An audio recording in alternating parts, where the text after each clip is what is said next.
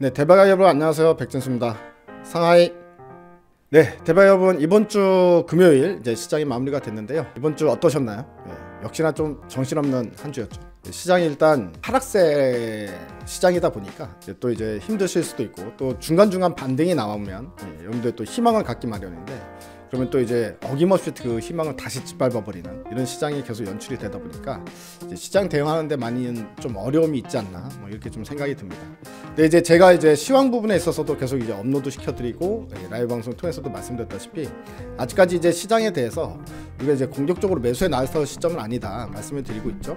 그리고 일단은 긴축 분위기가 어느 정도 어떤 스탠스를 잡고 가느냐에 따라서 이제 단기적으로는 시장이 출렁거릴 수밖에 없는 건데요. 사실 이제 오늘 시장 하락은 어느 정도 예견이 된 부분이었습니다. 지금 박스권 하단 부분까지 지금 장이 또다시 이제 대밀린 상황인데 어제 이제 미국 시장에서 나스닥이 2.5% 급락을 했잖아요. 결국엔 이제 그 부분이 사실 이제 파월 의장 청문회 내용을 봤을 때는 그래도 이제 덜 매파적이었다 이렇게 평가가 됐었는데 어제 이제 연준 의원들 그리고 또 이제 부의장까지 해가지고 멘트가 좀 많이 있었는데요. 거의 대부분 3월 달부터 금리 인상을 시작해야 되고 연내 3번 이상은 금리 인상을 해야 된다. 뭐 이런 이제 의견이 줄을 이뤘습니다. 그러다 보니까 다시 또 이제 컨센이 높아지는 거죠. 상당히 좀 매파적으로 변하면서 그 이제 시장에 바로 고스란히 이제 타격을 준 이런 상황이다라고 볼 수가 있는데요. 어제 미국 연준 부의장 지명자가 인플레 억제 최우선 임무다. 강력 수단을 쓸 것이다. 이렇게 이제 이야기를 했습니다. 그러면서 인플레가 너무 높기 때문에 연 2%로 끌어내는데 초점을 맞춰야 된다. 그래서 이르면 3월 금리 인상을 시사를 했고, 근데 이 사람이 이제 원래는 상당히 비두기파적인 사람들 중에서도 비두기파적인 성격을 갖고 있는 사람이었다는 거죠. 근데 이 사람조차도 매파적인 언급으로 완전히 돌아선 상황이기 때문에 이 부분에 일단 시장이 어느 정도 좀 충격을 받았다. 이렇게 좀 볼 수 있는 부분이었고요. 브레이너드 연준 부의장 지명자 말고도 또 다른 연준 의원들의 또 이제 멘트도 있었거든요. 찰스 에반스 시카고 연은 총재 같은 경우에는 연말에 이제 인플레이션 목표를 이제 2.5%를 잡아야 된다. 그래서 올해 3번 정도 금리 인상이 진행될 거다. 3번 정도 금리 인상하기 위해서는 이제 3월 금리 인상에 대해서도 진지하게 생각해 봐야 된다. 뭐 이런 식으로 또 멘트를 했단 말이죠. 필라델피아 연은 총재 패트릭 하커라는 사람은 올해 3번 정도 금리 인상이 합당하다. 하지만 이제 4번도 문제가 되지 않는다 라고 얘기했습니다. 그러니까 이 사람은 또 4번까지도 할 수 있다 뭐 이렇게 또 언급을 했다라는 부분. 메리 데일리 샌프란시스코 연은 총재도 마찬가지로 3월 금리 인상이 상당히 합리적이다. 금리 인상 횟수에 대해서 예측을 하는 건 상당히 잘못된 거다. 그때 상황이나 데이터를 보면서 이제 결정을 해야 되지만 그래도 3월 금리 인상은 합리적이다라고 본다. 이렇게 이야기를 했습니다. 그래서 이제 뭐 어제 연준 의원들의 발언이 대부분 다 3월 달부터는 바로 테이퍼링 끝나자마자 금리 인상을 시작해야 된다. 뭐 이런 의견이 주를 이루다 보니까 아무래도 이제 연준 의원들의 그 뭐 거의 통틀어서 매파적인 분위기를 확인할 수 있었다.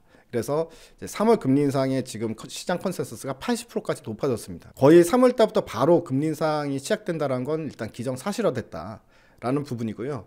그런 부분들이 결국엔 시장이 매를 일찍 맞는다라고 생각하시면 되겠습니다. 그러다 보니까 지금 현재 이제 오늘도 지수가 이제 밀려 내려오는 상황인데요. 계속 이제 시속 게임처럼 움직이죠. 많이 떨어지면 또 이제 뭐 급반등 한번 나와줬다가 그래서 이제 살아나는구나라고 여러분들이 좀 안심을 하면 다시 또 떨어뜨리고 이런 상황이 발생이 되기 때문에 지난번부터 시황 계속 말씀드렸다시피 아직까지는 급하게 매수에 나설 필요는 없고 그렇다고 급하게 매도에 나설 필요도 없고 일단은 시장이 어떤 흐름으로 흘러가는지 이런 부분에 대해서 일단 지켜보고 관망을 하는 시장을 조금 더 우리가 가져가야 되겠구나 이렇게 좀 생각을 했고요. 물론 이제 오늘 밤에 또 이제 미국 시장에서 또 새로운 이슈가 나올 겁니다. 새로운 이슈에 인해서 또 시장이 이제 어떤 반응을 보이는지 이런 거를 일단은 뭐 지금은 좀 힘들어도 계속 추적하면서 여러분들이 보셔야 되고요. 이럴 때일수록 이제 나오는 뉴스를 좀 관심 있게 보면서 좀 귀를 기울이면서 시장 그날 이제 대응을 좀 하셔야 되겠다 이런 생각이 듭니다.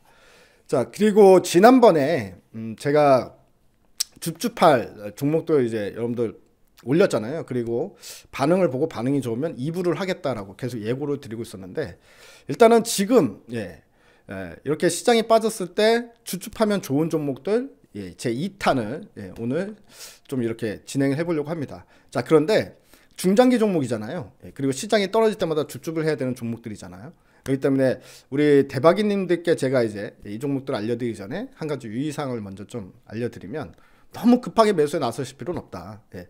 이거를 이제 분할 매수, 그러니까 여러 번에 걸쳐서 그 당일날이 아니라 며칠에 걸쳐서 또는 일주일이나 2주일에 걸쳐서 분할 매수 관점으로 보시면 좋을 것 같아요. 조금만 잡았다가 내가 산 가격보다 떨어질 때마다 계속 주워 담는다. 뭐 이런 관점에서 보시면 가장 좋은 매집의 형태가 되지 않을까라는 생각을 해봅니다. 자, 그럼 첫 번째 종목 네이버인데요. 자, 네이버를 보시게 되면 최근에 이제 주가가 많이 떨어졌어요. 고점이 45만 원대였는데 지금 34만 원대까지 주가가 이제 밀려 내려온 상황이죠. 예전부터 몇 년 전부터 계속 이제 이런 얘기를 했습니다. 지금 현재 이제 4차 산업혁명 시대로 접어들게 되면 예전에 3차 산업혁명은 이제 컴퓨터 시대죠. 그렇기 때문에 이제 삼성전자 같은 하드웨어 업체가 그 시대의 수혜주다. 어쨌든 돈을 벌어가면서 갈 수밖에 없고 거기에 이제 우리나라에서 대표되는 기업이 바로 삼성전자다. 이렇게 말씀을 드렸었잖아요. 근데 이제 4차 산업혁명 시대에 오게 되면 소프트웨어 시대다. 그리고 결국엔 플랫폼 시대다. 그래서 플랫폼을 가지고 있는 회사들이 일단 특별한 비즈니스 구조를 가지고 있지 않아도 돈을 벌어갈 수밖에 없는 구조가 형성이 되는 게 바로 4차 산업혁명 시대다. 이런 얘기를 드렸습니다. 그래서 이제 빅데이터는 결국 플랫폼이 이제 쥐고 있는 자산이다라고 이런 이야기를 하면서 그래서 이제 구조적으로 일단 이런 회사들은 올라갈 수밖에 없기 때문에 국내에 이게 해당되는 종목은 바로 네이버나 카카오다라고 말씀을 드렸는데요. 자, 이런 종목들이 계속 올라가면은 이렇게 떨어지는 구간을 기다리고 많이 떨어졌다 싶으면 그때부터 우리가 매집을 나서야 된다. 이런 개념으로 좀 말씀을 드리고 있습니다. 자, 그러면 네이버나 카카오 같은 경우도 최근 주가가 많이 빠졌잖아요. 일단은 긴축 우려감 때문에 기술주 매도 현상으로 주가 빠지는 것도 있을 거고, 그 다음에 이런 대형 플랫폼의 규제가 이제 본격적으로 시작이 되죠. 왜냐하면 이런 대형 플랫폼들이 모든 시장을 장악할 수가 있기 때문에 규제가 들어가는 부분들, 그래서 이런 규제들이 또 악재로 작용했었고, 카카오 같은 경우는 거기에 이제 수급 이슈까지 붙었죠. 먹튀 논란도 있었고, 뭐 이런 부분인데, 자, 네이버와 카카오가 이제 둘 다 나란히 이제 급락이 나오고 있는데요. 자, 급락이 나올 때 네이버든 카카오든 또다시 우리가 이제 접근을 하는 시기가 다가온다. 이런 관점에서 보고 있는데, 둘 중에 하나를 꼽으라면 지금은 네이버가 좀 더 매력적이다라고 보여집니다. 네이버가 카카오 대비해서 제가 매력적으로 보는 이유는, 카카오 같은 경우에는 지금 자회사들이 전부 다 하나씩 다 상장이 돼 왔잖아요. 그리고 나머지 자회사들도 결국에는 이제 상장의 길을 걷게 됩니다. 이제 카카오 그룹에 하나의 통이 있으면 여기서 이제 그 안에서 여러 가지 회사들이 다 이렇게 각자 나름대로 자기 사업 영역에서 이제 시장을 장악하고 있는 상황이었죠. 근데 하나씩 다 떼나서 이제 각자 상장을 하게 되는 거죠. 자, 그러면 그 회사들의 가치는 이제 제각각 다 부여를 받게 되는데, 네이버 같은 경우에는 아직까지도 이런 알짜배기 자회사들을 그대로 들고 있다는 거죠. 그래서 따로 상장을 안 시켰기 때문에 네이버 한 종목에 이 알짜배기 자회사들이 전부 다 이제 들어있다라는 관점에서 봤을 때 좀 더 매력적이고 카카오 대비해서도 상당히 저평가되어 있는 거 아닌가, 이렇게 좀 보여지는 부분이고요. 네이버 같은 경우에는 제페토가 있잖아요. 지금 현재 이제 전 세계에서 이제 메타버스 2등을 하고 있잖아요. 제페토가. 벌써 이제 유저가 2억 명이 넘습니다. 이 제페토라는 메타버스 플랫폼도 가장 빠르게 선점한 부분, 로블록스 다음에 이제 제페토다라고 볼 수가 있는 상황이기 때문에요. 이런 제페토의 가치는 당연히 여러분도 아시다시피 로블록스가 이제 시간이 지나면 지날수록 덩치가 커지고 시가총액이 높아질 것이다 라는 부분은 우리가 충분히 생각할 수 있는 부분이죠. 제페토도 마찬가지로 계속해서 시간이 갈수록 그 제페토의 가치가 상당히 커질 수밖에 없다, 이렇게 보고요. 물론 이 외에도 사업적으로 하나씩 보게 되면 다 4차 산업혁명에서 부각을 받을 수 있는 사업들을 다 진행을 하고 있습니다. 시대의 수혜주다라는 부분은 결국 카카오와 네이버다. 그래서 이런 종목들이 최근 악재로 인해서 떨어질 때가 결국엔 다시 한번 관심을 가질 때다.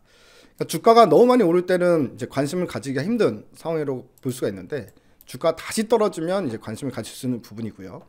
여기서 이제 바닥을 찍고 올라갈 수도 있지만 추가적으로 더 떨어질 것도 감안을 해야 된다고 봐요. 이제 가장 좋은 가격대는 저는 이제 30만 원으로 봅니다. 주가가 30만 원이면 이제 시가총액이 50조 밑으로 떨어지는 구간이거든요. 자, 시가총액 50조 밑에서 네이버는 잡아두면 상당히 좀 이제 매력적이다, 메리트가 있다, 이렇게 보고 있는 상황인데, 30만까지 내려올 수도 있고 안 내려올 수도 있기 때문에 어쨌든 주가가 이제 고점 대비해서 많이 떨어지고 있는 동안에 계속 지금 라인에서부터 30만 원 라인 까지 또는 이제 그 이하까지도 이제 우리가 이제 전략을 세워두고, 뭐 지금 뭐 34만 원에 현재가에서 뭐 예를 들어서 내가 살 금액의 한 10분의 1이나 5분의 1 정도 먼저 사고, 한 5번에 걸쳐 산다, 이렇게 생각하면 될 것 같아요. 이런 식으로 이제 네이버를, 자, 악재가 결국에는 누군가한테는 싸게 살 수 있는 좋은 기회가 된다라는 개념으로 이제 네이버를 보면 참 좋겠다. 주축하면 좋을 만한 종목 이제 두 번째, 그 종목은 바로 대한항공입니다. 자, 대한항공이면 여러분도 뭐 다 아시죠? 뭐 다른 산업 부분에 대해서는 설명할 필요가 없을 것 같은데 단순히 이제 이것만 보면 될 것 같아요. 실적,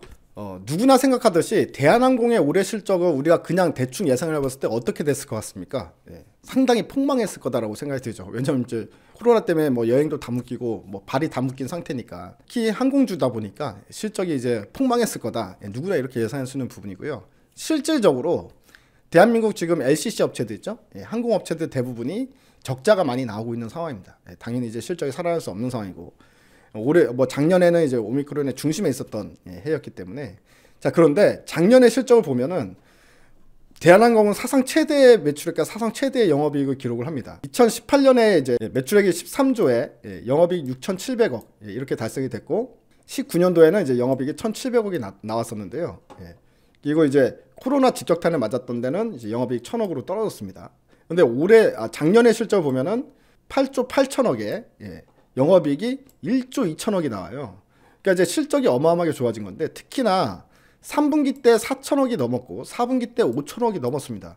도대체 어떻게 된 일이냐는 거죠. 항공화물 쪽에서 대형 호재들이 발생이 됐습니다.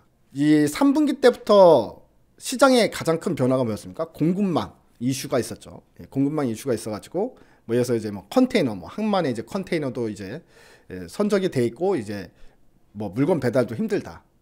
그리고 이제 컨테이너 운임 지수도 계속 올라갔었죠. 그때 이제 항공 운임 지수가 계속해서 이제 가격이 오르고 있다는 거예요. 그러다 보니까 매출액 대비해서도 이익률이 상당히 크게 나오는 현상이 발생이 됐습니다. 그래서 11월 달 항공 화물 운임 지수라는 게 있는데, 이것도 14%가 올랐어요. 11월 달에만. 근데 이제 매달마다 계속 올라가고 있었다는 거죠. 그리고 12월 달 같은 경우에는 이제 20%가 더 올라간다. 이런 이야기까지 있었기 때문에 그런 부분들이 결국에는 이제 이익률로 상당히 크게 나타났다는 건데요. 자, 그러면 이제 여기서 공급망은 아직까지도 해소가 안 되는 부분이기 때문에 이런 높은 이 항공 운임 비율은 계속 유지가 되겠죠. 여기에 예를 들어서 오미크론이 어느 정도 우리가 좀 진정이 돼서 여행이 다시 한번 재개가 된다면 여기에 플러스 알파가 이제 여객 수요가 올라오는 상황이 발생되게 되겠죠. 그리고 또 아시아나항공을 인수를 했지 않습니까? 그것도 코로나 시대에. 그래서 아시아나 인수 효과도 결국엔 이제 위드 코로나 시대, 그러니까 여행이 재개되는 시대에는 오히려 대한항공의 플러스 알파로 이제 우리가 좀 생각을 해볼 수 있다는 부분을 봤을 때, 대한항공이 이렇게 좀 이렇게 박스권을 그려놓고요. 박스권 하단 부분에서부터는 이제 줍줍해버릴 수 있는 그런 자리가 되지 않나 이렇게 좀 생각이 듭니다. 어쨌든 지금 현재 상당히 저평가되어 있는 구간에서 움직이고 있다 라고 보시면 될 것 같습니다. 자, 그러면 시장이 이제 급락 나왔을 때 이제 중장기로 볼만한 세 번째 종목을 이제 공개를 하도록 하겠습니다. 세 번째 종목은 바로 하나기술인데요. 자, 하나기술 같은 경우에는 최근에 주가가 이렇게 계속 뛰쳐오르고 있는 상황입니다. 근데 어제 또다시 추가적으로 급등이 나왔었는데요. 이제 어제 급등이 나온 부분은 바로 LG 에너지 솔루션 때문에 부활을 받고 있다라고 보시면 됩니다. LG 에너지 솔루션이 이제 IPO를 하잖아요. 상장이 되는데 여기서 이제 확보된 금액 대부분이 결국엔 시설 투자로 다 사용이 될 금액입니다. 이제 LG 에너지 솔루션의 이제 목표는 뭐냐면 상장으로 인해서 한 10조 정도가 현금이 유입이 되는데요. 금액의 이제 대부분이 2025년까지 해서 설비 투자를 증설하는 데 이제 사용될 금액이다라고 보시면 되는데, 생산 능력을 2025년 되면은 지금 현재 3배까지 늘린다 그래요. 400기가와트까지 2차 전지를 이제 크게 생산하겠다라는 계획이 사유두고 있는데, 그러다 보니까 장비주들이 시장에서 부각을 받을 수밖에 없다. 2차 전지하면 일단은 핵심은 소재죠. 소재 업체들은 이미 다 실제로 실적도 잘 나오고 주가도 다들 레벨업이 됐는데, 사실 이제 장비 같은 경우에는 증설을 할 때만 들어가기 때문에 이제 평상시 수혜주로 보기는 힘들죠. 근데 지금 현재 글로벌적으로 2차 전지 공급 업체들이 대규모 증설에 나서는 상태이기 때문에 올해 같은 경우에는 이런 장비 업체들이 수혜를 볼 수 있다, 이렇게 좀 생각하는 부분이고요. 특히나 이 하나기술 같은 경우엔 이 턴키 방식으로 전부 다 떠서 이제 전공정을 갖다가 세팅을 해줄 수 있다는 장점이 있어요. 이런 걸 할 수 있는 기업 자체가 이제 하나기술밖에 없다라는 부분인데, 뭐 예를 들어서 LG 에너지 솔루션, 그리고 뭐 삼성 SDI, SK 이노베이션 3사를 전부 다 고객사로 가지고 있고요. 그리고 폭스바겐까지 MOU를 체결을 해놨어요, 작년에. 그래서 이제 폭스바겐도 본인들이 이제 자체 배터리 공장 설비 들어가지 않습니까? 미국에서. 거기서도 이제 하나기술이 전공정으로, 전공정은 들어가서 이제 턴키 방식으로 세팅을 해주는 이런 방식의 수주를 받아올 수 있다라고 보시면 되고요. 한마디로 전공정에 들어가는 모든 장비를 보유한 업체라고 생각하시면 됩니다. 근데 이게 각형이 됐든 파우치형이 됐든 원통형이 됐든 모든 이제 부분을 다 세팅이 가능한 종목이기 때문에 상당히 이제 최수혜주다라고 보고 있고요. 그리고 이제 최근에 폐배터리 시장도 상당히 같이 커지고 있지 않습니까? 결국에는 2차 전지 전기차가 많아지고 2차 전지 사용이 당연히 늘어나는데 이 부분들이 폐기를 할 때, 즉 이제 폐기될 때는 어차피 다시 환경오염을 일으킬 수 있다. 뭐 이런 이야기가 나오고 있는데 이거를 오염이 안 되게 잘 폐기를 시킨다거나 아니면 이거는 다시 쓸 수 있는데 라는 부분은 다시 리사이클링을 하거나 이런 부분들에 대한 시장이 같이 커지고 있거든요. 근데 하나기수 같은 경우에는 이런 장비들도 이미 보유를 하고 있다라는 겁니다. 예. 폐배터리 성능 검사 장비도 가지고 있고 그리고 리사이클링 장비까지도 이미 확보를 해놓은 상태고 국내 환경부에 작년에 이미 수주가 나갔어요. 이제 사기업들하고도 대기업들하고도 MOU를 맺어가지고 이 사업을 추진 중에 있기 때문에 자, 폐배터리 시장에 또 이제 장비 수혜주로 하나기술을 볼 수 있다는 점이죠. 자, 그리고 또 한 가지 이제 이 울트라싱 글래스 같은 경우에 UTG 열면치 장비라고 해가지고 이 유리를 상당히 이제 마이크로 단위로 정밀하게 완전 얇게 이제 깎아내는 그런 이제 기술을 가지고 있는 장비도 있는데 이거는 일단 삼성전자의 스마트폰 전략에 있어서 수혜를 볼 수 있는 부분이 있는데 그것까지도 이제 된다면 상당히 이제 플러스 알파가 될 수 있는 부분이다. 그래서 하나기술 같은 경우에는 장비주들 중에서도 상당히 어떻게 보면 이제 눈에 띄는 이런 모멘텀을 보유를 하고 있는 그런 장비 회사다라는 점으로 이제 말씀을 드리도록 하겠습니다. 자, 그럼 마지막 네 번째 종목 바로 원익 IPS인데요. 네, 원익 IPS도 주가가 상당히 바닥권에 위치해 있는 상황이죠. 지금 45,000원까지 뛰쳐올랐다가 다시 또 이제 긴축 우려감 때문에 기술주도 빠지면서 다시 4만원 아래로 이제 주가가 내려온 상황인데요. 원익 IPS도 4만원 아래에서 계속 줍줍해야 될 종목 중에 하나다 이렇게 보고 있습니다. 자, 일단은 원익 IPS 같은 경우에는 낸드 쪽도 그렇고 디램도 그렇고 그 다음에 파운더리 쪽도 그렇고 이제 전 분야의 IT 전 분야에 걸쳐서 전부 다 이제 장비를 납품을 하기 때문에 이제 디스플레이 장비까지도 납품을 합니다. 그러다 보니까 이제 IT 전 분야의 수혜주다, 장비주다라고 보실 수 있는데요. 특히나 올해 모멘텀은 결국 디램, DDR5가 될 거고, 그 다음에 미세 나노 공정, 이게 이제 핵심 키포인트가 될 거 아닙니까? 파운더리, 미세 나노 공정 이런 부분인데 이 반도체가 이제 미세화되면 여기에 이제 공장 장비가 원익 IPS 장비가 들어갈 때 단위당 장비 매출이 확대가 되는 이런 효과가 발생이 됩니다. 예를 들어서 만약에 이제 5나노에 들어가는 장비와 4나노에 들어가는 장비를 비교를 했을 때 만약에 4나노로 들어간다라고 했을 경우에는 장비 투입수가 5나노 때보다 25%가 더 들어간다 이렇게 보시면 되거든요. 삼성전자 이제 올해 상반기에 이제 3나노로 들어가잖아요. 근데 3나노 공정에 들어가게 되면 여기 장비 투입수는 이제 5나노 대비해서 이제 50% 이상이 증가한다 이렇게 볼 수가 있기 때문에 장비가 훨씬 더 많이 들어가기도 하고 이제 마진율도 높아지는 두 마리 토끼를 잡을 수 있는 어떤 이제 효과가 있을 수 있다. 그러니까 원익 IPS도 결국은 삼성전자의 3나노 수율이 결국에 이제 성공하느냐 실패를 하느냐 여기에 이제 운명을 함께할 수밖에 없다 이렇게 좀 볼 수 있는 부분이고요. 어쨌든 이제 국내 평택 P3와 P4 라인도 지금 대규모 설비 투자 들어간다고 하잖아요. 대규모 투자가 예상이 되고 있는 상황인데 이런 장비 업체들이 결국에 이제 주가 바닥이 있을 때 사서 올해 삼성전자가 설비 투자 들어갈 때 이제 그때 장비 업체들은 또 이제 추세적으로 쭉 올라갈 수 있다 이런 거를 미리 우리가 좀 선점을 해서 기억하고 좀 미리 봐두면 좋은 결과 있지 않을까 싶은 생각이 듭니다. 자, 오늘도 이제 시장이 급락 나왔을 때 이제 주축하면 좋을 만한 종목들, 중장기 종목들 설명해 드리는 시간을 가졌는데요. 많이 오른 종목들보단 아직 바닥권에 있는 종목들 위주로 좀 추려내서 말씀을 드리고 있다는 점, 우리 대박인들 잘 아시죠? 잘 아실 텐데 참고하시기 바라고요. 그리고 또 이렇게 시장이 급락이 나타날 때 정말 사고 싶은 종목들이 많이 보이는 그런 시기가 있고 정말 다 팔고 싶은 그런 시기가 있습니다. 그런데 지금 현재는 일단 좀 아리까리합니다. 저도 좀 아리까리한 상황인데 지난번에는 확실히 사고 싶은 종목들이 눈에 보이는 거고요. 자, 이런 부분들에 대해서 또 이렇게 이런 거 보면 좋겠다 싶은 종목들이 있으면 우리 대박이님들께 가감 없이 또 이제 공개를 해드리는 이런 시간은 앞으로도 이제 계속 찾아올 거고 이전에도 그렇게 했었잖아요. 그리고 실제로 많이 간 종목들도 많고 계속해서 이제 기업 내용을 보고 괜찮다 싶은 것들은 계속 업로드 시켜드리면서 여러분들 투자하시는데 좀 도움을 드릴 수 있으면 저도 이제 보람이 되니까 그렇게 해드리고요. 우리 대박이님들은 의리를 끝까지 지켜주시면 감사드리겠습니다. 지금 현재는 이제 시장이 많이 안 좋은 상황이죠. 많이 안 좋을 때 많이 힘듭니다. 이럴 때는 뭔가 행동이 앞서기보다는요, 찬찬히 시장에 대해서 이제 공부를 하는 시간을 삼고요. 이렇게 이제 준비된 자만이 결국 시장이 올라갈 때 남들보다 더 많이 번다. 이렇게 생각하시면서 항상 시장은 올라가 떨어지고 반복인데 떨어질 때마다 계속 우울해할 필요는 없다.